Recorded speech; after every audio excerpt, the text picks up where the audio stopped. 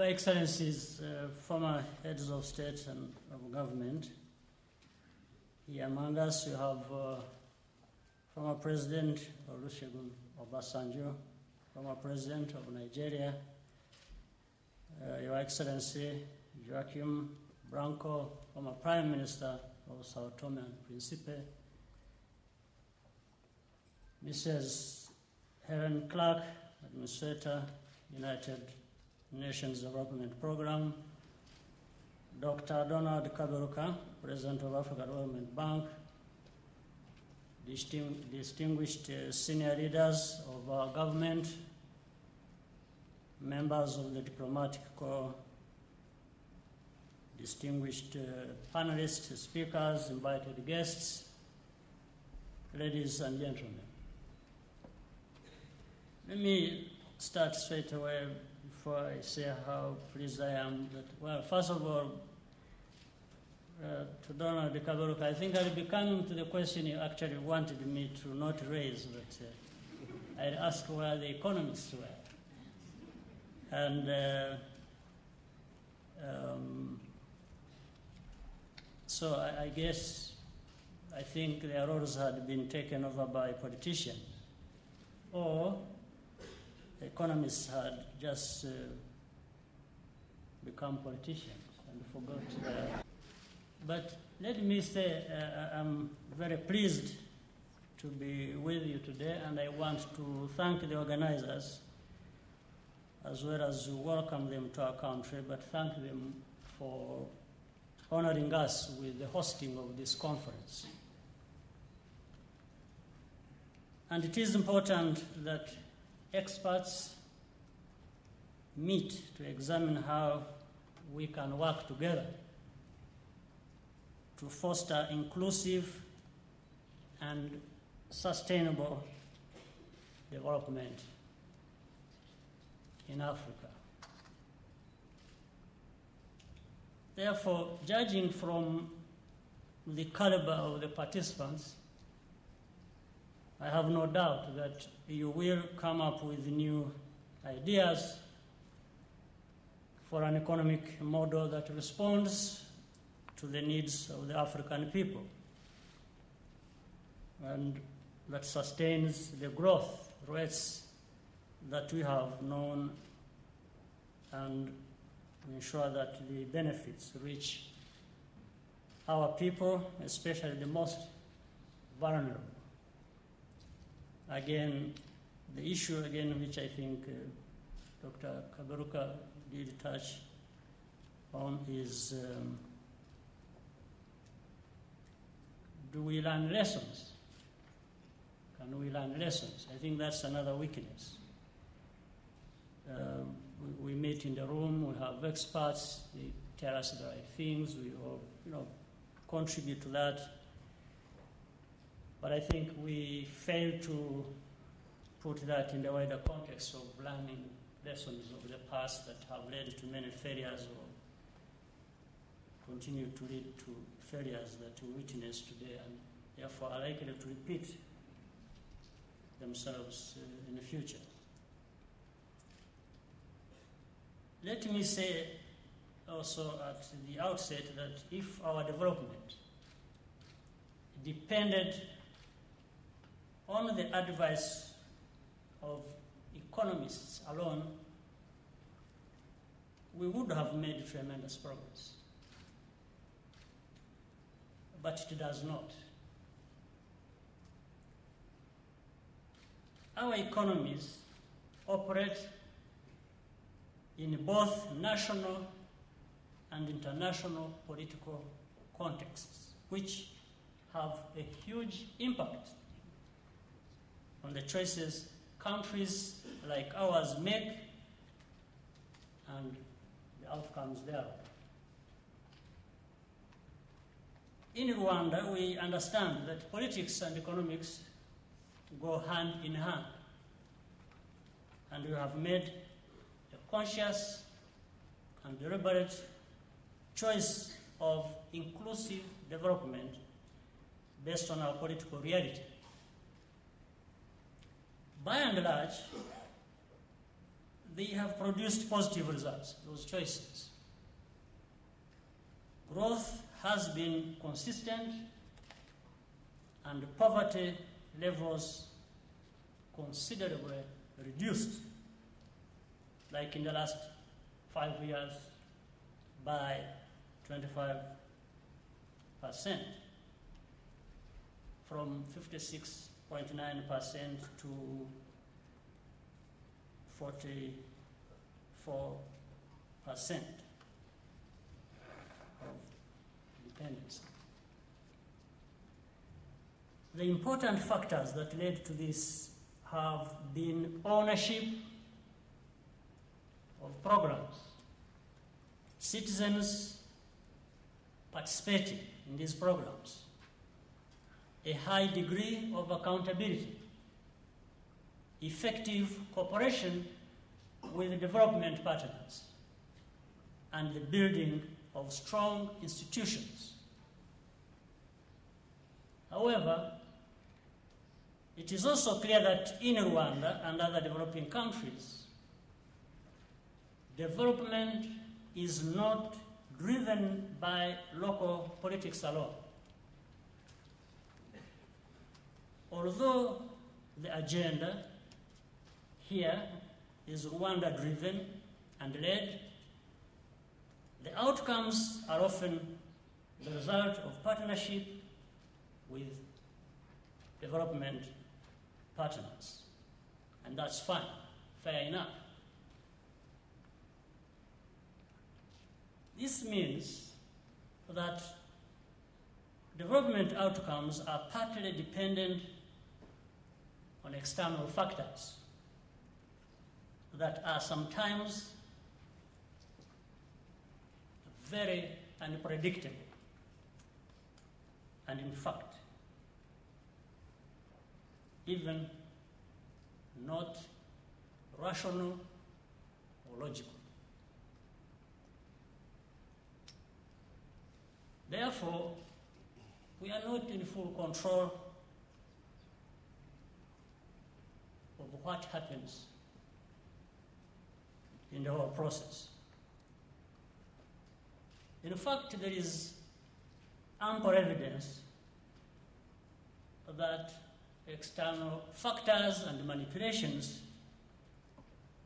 can stifle and do stifle economic growth.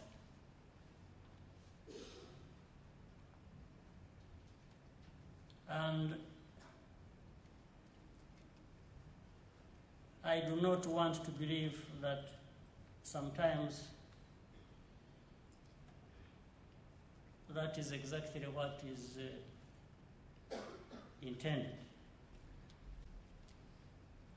On the part of some of our partners to actually achieve a slowdown of our progress or growth.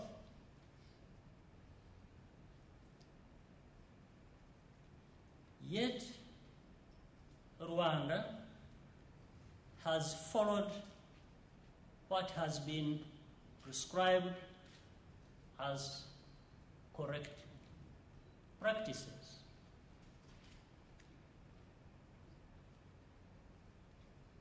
And all indications are that we have done mostly the right thing.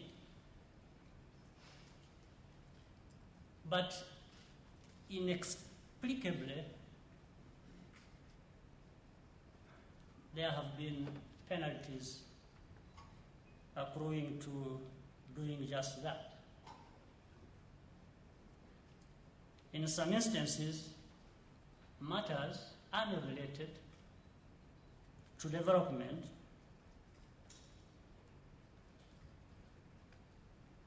and simply unreasonable have been introduced as conditions for development support. All these factors slow the economic growth of African countries. Now, for the good people, the experts and others gathered here in this room, I'm sure there will be brilliant ideas coming from you, especially originating from your areas of expertise.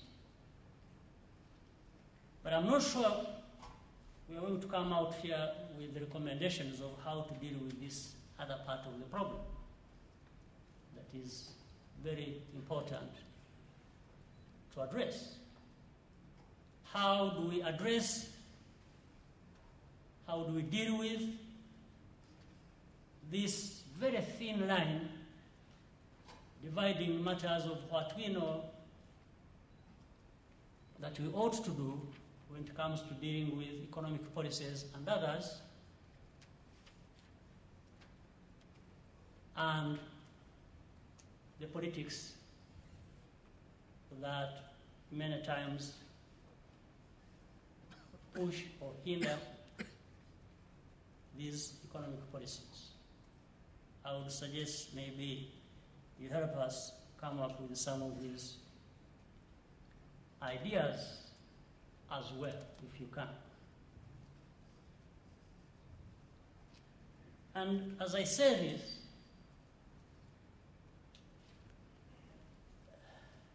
it's probably a subject that has been there for people to think about and address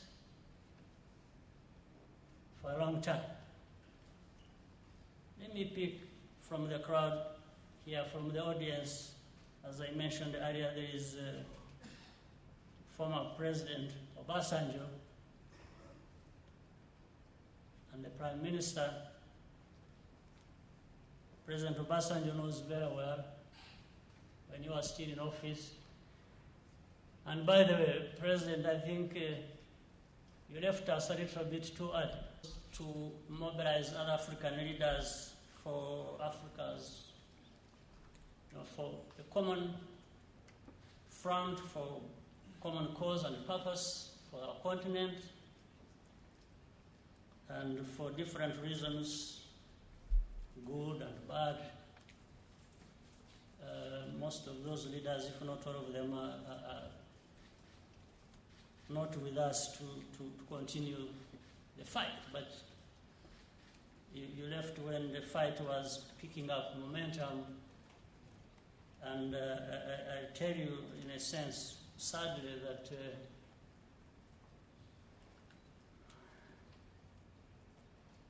Africa is lacking in terms of leaders to stand out and stand up against these challenges. Yet, the fight has to be fought.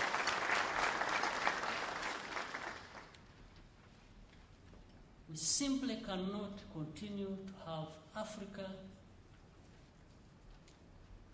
with all these resources, with all these people, with the values that we should stand for, being run over and dictated to by everybody passing around.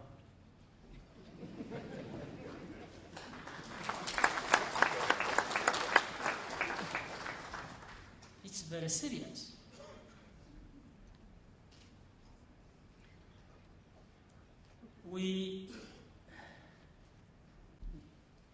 Mr. President, you know the case you have in Mali. Not so long ago, Mali, praised by the whole world, by these same people who ran over Africa, as the most stable, the most democratic, the most everything that we should all learn from. And then, before the last hymn of the praise song, Mali was nowhere to be seen. It had just been torn apart. Now everybody is saying, oh, let's go and help Mali, let's go and put Mali back together. But you were telling us that this was a place where all of us should be looking to as examples of. People should have seen that coming. Those experts, whether economists or politicians, they should have seen that coming. These notions of democracy that are empty, that we are told every day, they end up like that. They come to Rwanda here. They don't even ask the people of Rwanda what their choices are, what they think works for them. They don't know anything about their history, about our culture, about our values, about our choices. And they say, no, this Rwanda, it's registering economic growth, this and that, but what?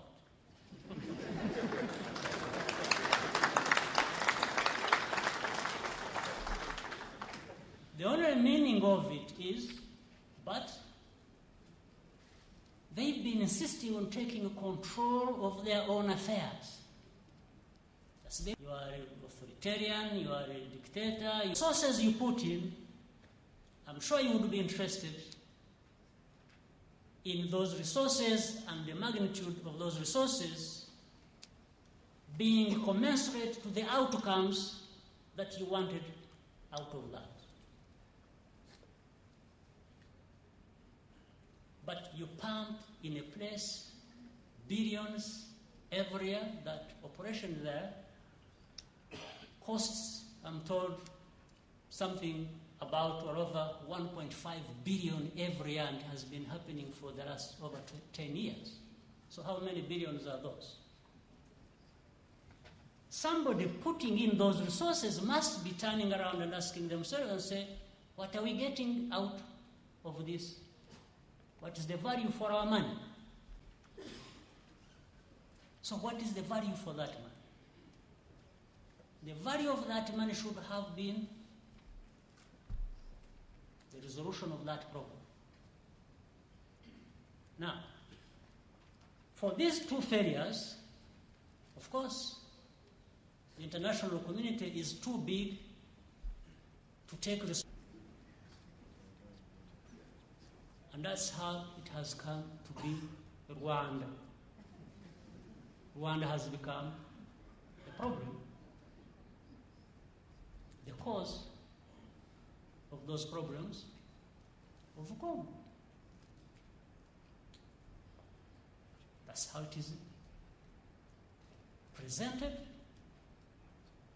and that's how people have come to go along with those ideas, and then they tell you, oh, so now it comes back to the relevance of this meeting.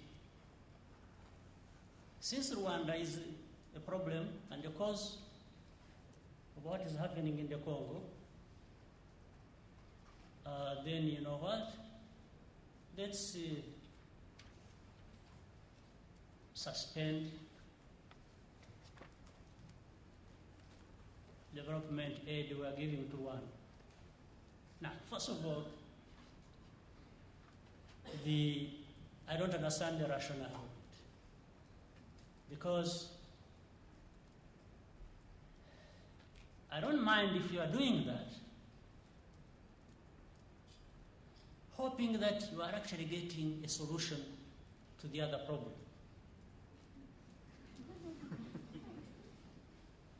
But the only outcome is that you continue to have a worsening problem in the Congo, and you add a new problem we didn't have, you will have created for one. So you end up with two problems instead of one. That is the only thing. Second, if anybody ever thought that you would use that tactic, first, make Rwanda guilty, unreasonably, and then turn it around, blame everything on Rwanda, and then use it as a solution, it won't work. I want to assure you one thing. This Rwanda that I know so much about, that I'm so much part of, this new Rwanda, it does not respond well to blackmail.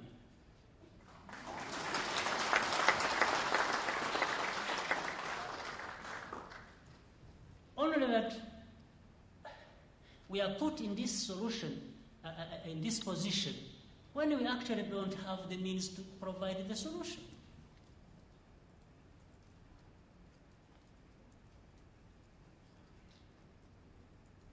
We are not the ones holding, I don't know who does,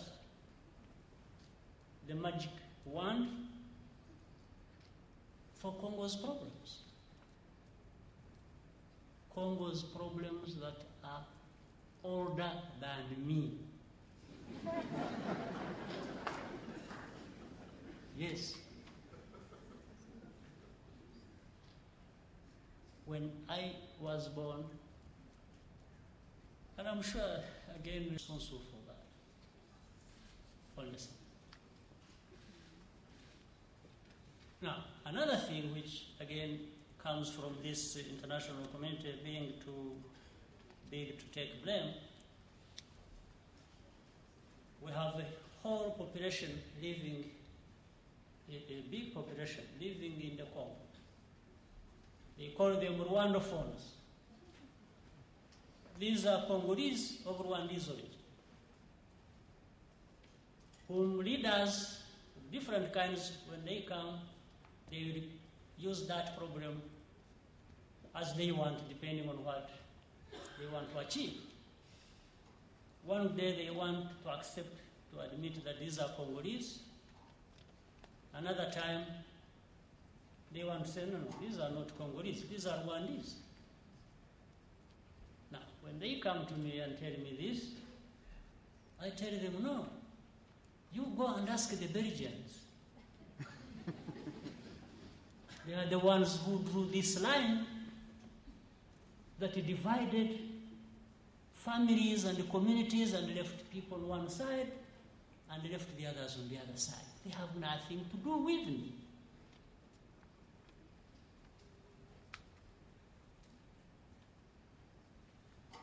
So, how can we have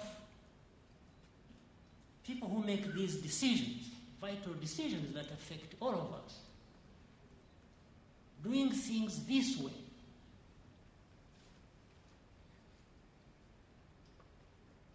And then they start saying, well, sanction, you sanction, you shoot this one, you do. No, there are legitimate grievances there that must be listened to. You can't wish away these problems. You can't shoot your way to a solution. Even the shooting has a limit. You need to address the grievances politically and correctly.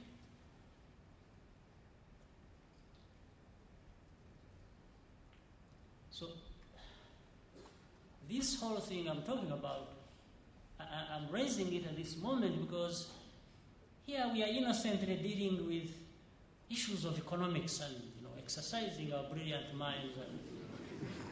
And yes, they are good ideas of economic growth, and there is optimism that the prospects are even better in the coming years, if only we addressed some of the issues I talked about.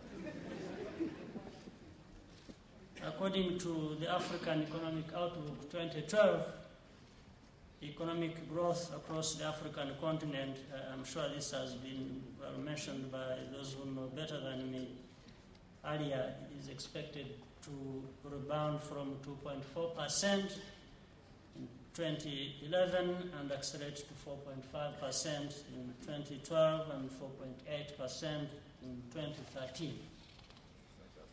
Some countries have even done better than these statistics. have depicted.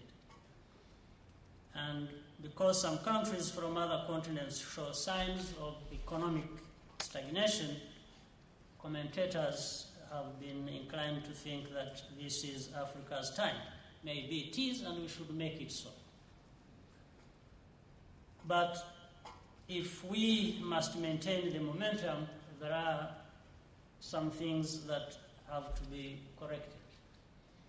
Firstly, the position that our development agenda can be controlled at will from a multitude of single interest entities is simply untenable. Secondly, African countries must know what they want and make plans to delink themselves from counterproductive political influences of others. The social and economic development of Africa must be Africa-owned and Africa-led. Leaders in particular have to reshape political and economic thinking in order to address the development aspirations of our people and also to better cope with the external factors. Thirdly, private sector-led growth is most sustainable, and in order to